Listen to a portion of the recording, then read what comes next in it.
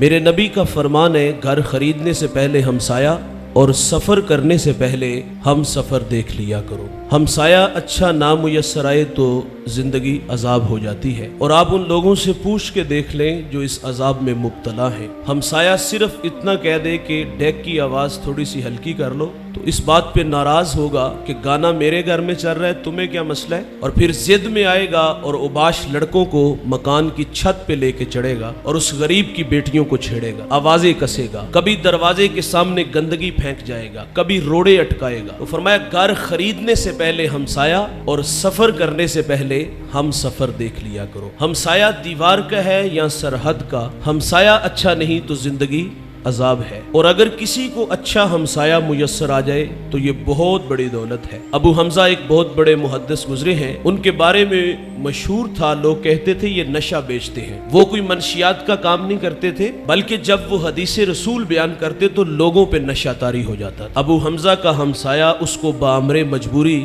مکان فروخت کرنا پڑ گیا، اور اس نے باہر لکھ کے لگا دیا کہ 2000 درہم میرے مکان کی قیمت اور 2000 درہم ابو حمزہ کی ہمسائیگی کا لوں گا۔ تو لوگوں کی ایک لمبی لائن لگ گئی تھی 4000 دینار دینے کے لیے، اور جب ابو حمزہ کو پتا چلا کہ میرا ہمسایہ، میرا گوانڈی مکان بیچ کے یہاں سے جا رہا ہے، تو آپ نے خادم کو 4000 دینار دیے، فرمایا جلدی جاؤ اور یہ میرے ہمسائے کو دے آؤ، اور اسے کہنا کہ یہ ویسے ہی رکھ لے لیکن مجھے چھوڑ کے نہ جانا۔ تو اچھا ہمسایہ بہت بڑی دولت ہے، اور برا ہمسایہ یار ہم محلہ کیا، شہر کیا، دنیا چھوڑ جائے تو لوگ کہتے ہیں اللہ کا شکر ہے فتنہ زمین میں چلا گیا، لوگ دیگے چڑھاتے ہیں۔ دوستو جیو شان سے، مرو ایمان سے۔ یہ کچھ زندگی ہے کہ تمہاری شرارتوں سے تمہارا ہمسایہ محفوظ نہیں۔ تذکرہ خاتون کا ہے، نمازیں بھی پڑھتی ہے، روزے بھی رکھتی ہے، لیکن زبان کا زہر کوبرا سانپ سے بھی زہریلا ہے، تو فرمایا جہنمی ہے۔ اسی طرح ایک اور عورت کا تذکرہ ہوا، معمول کی نمازیں، معمول کے روزے، لیکن اس کے رویے سے اس کا ہمسایہ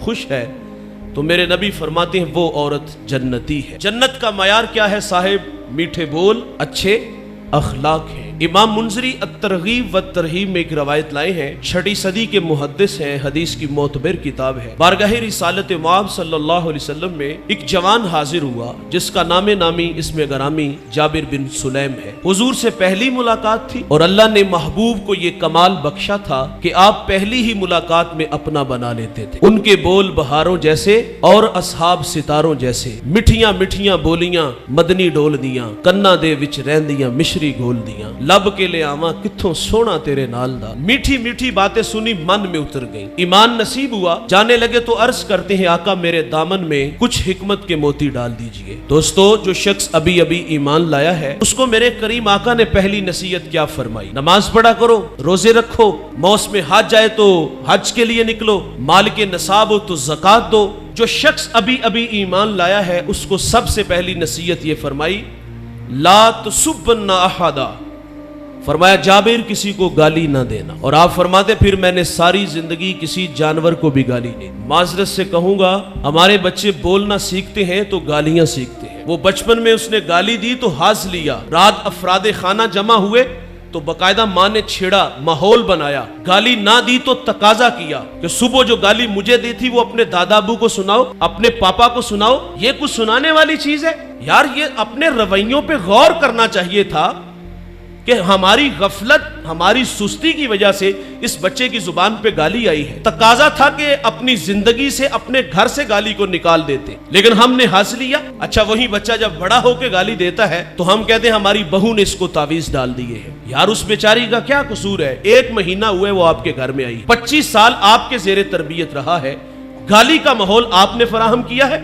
اس میں آنے والی کا کیا قصور ہے؟ بچہ تو کوڑا کاغذ ہوتا ہے، جو بھی تحریر لکھو گے وہ انمٹ ہے۔ آپ نے گالی لکھی تو اس نے گالی ہی بولی۔ نیپولین نے کہا تھا اچھی مائیں دو میں تمہیں اچھی قوم دوں گا۔ آؤ میں آپ کو ایک ماں کی کہانی سناتا ہوں۔ اس نے اپنے بیٹے کو مدرسے میں بھیجا، استاد نے کہا بیٹا پڑھو الحمدللہ رب العالمین۔ ازبر تھا، سیقول السفہاء من الناس، ازبر تھا، تلک الرسل فضلنا بعضهم علی بعض، ازبر تھا۔ 14 پارے سنائے۔ استاد بڑے متاثر ہوئے، بیٹے جہاں سے 14 پڑھے بقیہ 16 بھی اسی مدرسے میں اسی استاد سے پڑھ لیتے، ہجے اچھے، منزل خوب۔ تو عرض کرتے ہیں بختیار کاکی رحمت اللہ علیہ کہ استاد جی میں نے کسی مدرسے میں کسی استاد سے زانو تلمس طے نہیں کیے.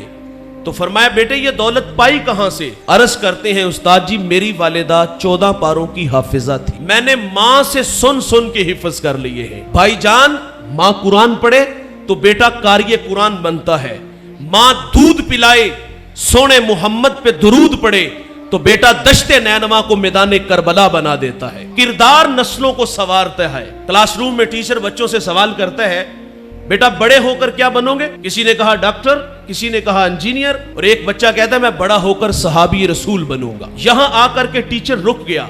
بیٹا صحابی تو وہ ہوتا ہے جس نے سر کی آنکھوں سے حضور کا جمال دیکھا ہو, حضور کا زمانہ پایا ہو, اور تو 14 صدیوں کے فاصلے پر کھڑا ہے, اور تیرے دل میں یہ آرزو کیسے پیدا ہوئی؟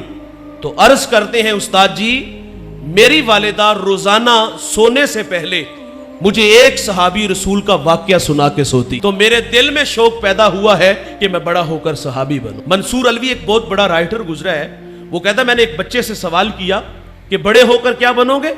تو وہ کہتا ہے میں بڑا ہو کر نور الدین زنگی بنوں گا. آپ جانتے ہو نور الدین زنگی کون ہے, کس شخصیت کا نام ہے؟ نور الدین زنگی وہ شخصیت ہے جس کو رسول اللہ خواب میں ملے. آقا فرماتے ہیں نور الدین 2 چٹکبرے کتے میری طرف بڑھ رہے ہیں, اور آپ اٹھے وضو بنایا مصلی پہ بیٹھے رونے لگے یا اللہ مدینے میں خیر ہو. دوسرے دن پھر حضور ملے, پھر مصلی پہ رونے لگے. تیسرا دن ہوا مصلی پہ نہیں, دوڑ لگا دی, مدینہ میں داخل ہوئے, ان کتوں کو واصل نار کیا, اور پھر مدینے کی گلیوں میں چیخے مار مار کے روتے ہیں اور کہتے بندہ نواز یہ میرا فخر کہ اس بڑی کائنات میں آپ نے میرا انتخاب کیا. ٹیچر نے کہا بیٹے تیرے دل میں یہ شوق کیسے پیدا ہوا کہ بڑا ہو کر نور الدین زنگی بنوں گا؟ تو اس نے کہا استاد جی میری ماں کہتی ہے بیٹے اگر تو نور الدین زنگی بنے گا نا تو خواب میں رسول اللہ تمہیں اپنی زیارت سے مشرف فرمائیں گے. میں سو جاؤں یا مصطفیٰ کہتے کہتے, کھلے آنکھ صلی اللہ کہتے کہتے, جو سکھائیں گے بھائی جان نتائج سامنے آئیں گے. اور میں کسی کو گالی نہ دینا. تو جابر بن سلیم فرماتے پھر میں نے ساری زندگی کسی جانور کو بھی گالی نہیں دی. میرے رسول کا فرمان ہے مرغے کو گالی نہ دو. کیوں؟ فرمایا اس لیے کہ وہ تمہیں نماز کے لیے اٹھاتا ہے. یہاں جملہ لیتے جائیے گا, فرمایا مرغے کو گالی نہ دو وہ تمہیں نماز کے لیے اٹھاتا ہے.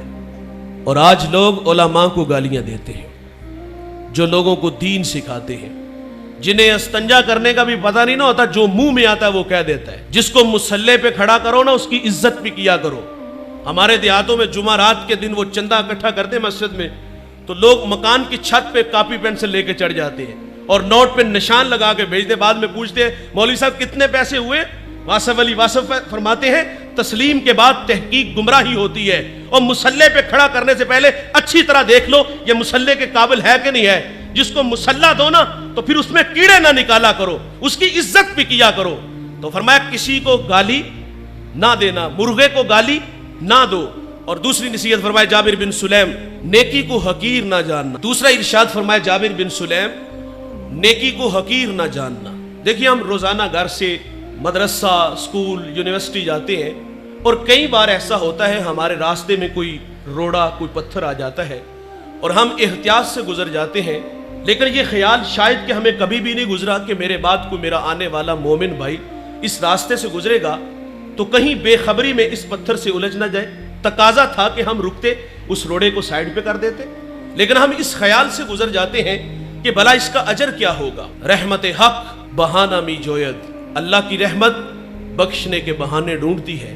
ایک بہت بڑے محدث دنیا سے چلے گئے, کسی کو خواب میں ملے, پوچھا حضرت سنائیں قبر میں کیسے ہیں؟ کہا الحمدللہ قبر جنت کا باغ ہے. پوچھا کون سا عمل آپ کی بخشش کا سبب بنا؟